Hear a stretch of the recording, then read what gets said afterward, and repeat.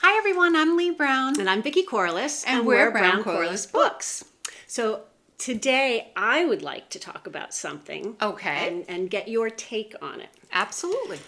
So this past weekend, my son held a yard sale at our house. Love yard sales. I say my son because I have tried holding yard sales in the past and I have been very unsuccessful at selling anything. And I've gone so far as to really package things and wrap them in cellophane and really try to make it a very she event almost. A she yard sale. Or at least try to raise my goods up a notch in terms of their presentation. I'm all about presentation, whether it's food or yard sale items. Okay.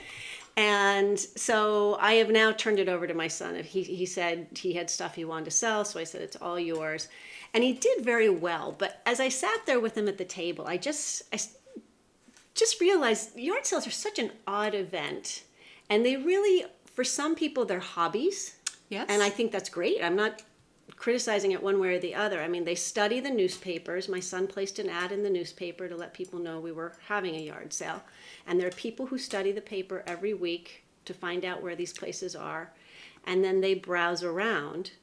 And there are different types of yard salers. There are the people who go looking for very specific items. Either they are collectors, or maybe they get it at a good deal and then they go sell it themselves. Right. Or they just are people browsing to see if there's something that catches their eye and they get it for the right price. So other people, it's about the negotiating. You know, if something's $1, will you take 50 cents for it? And they get a thrill out of that. And I just had a really good time watching the people that came by and trying to figure out what items would sell. There were many that I thought were shoo-ins to go that were still on the table at the end of the day. And there were some that I didn't think anybody would take, and they were the first things to go.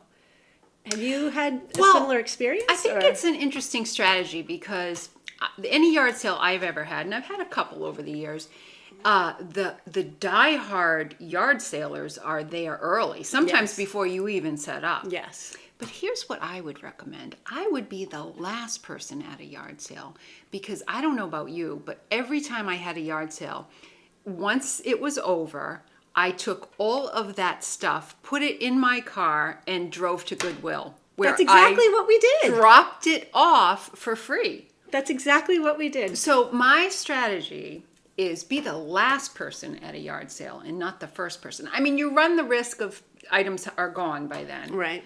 But everybody knows who's had a yard sale. That last half hour, you would literally give stuff away just so you didn't have to cart it to Goodwill. Am I right? No, you are absolutely right. I think that's so funny you said Goodwill because that's exactly what we did.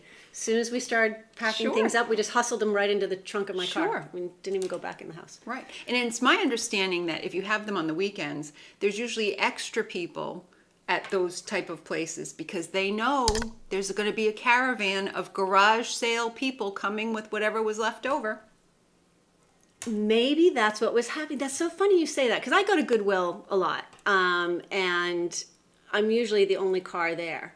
We actually had to wait in line behind a car who was waiting because there was already a car at the door dropping stuff off, and 2 more cars came in behind me. I wonder if they were all yard sale people. Wow. Yeah. So anyway, follow my strategy. Yep. And you're bound to make out better than being the first person at the yard sale. Okay, good to know. Yeah. All right. So how about you? Have you had a yard sale? Do you like to go to yard sales?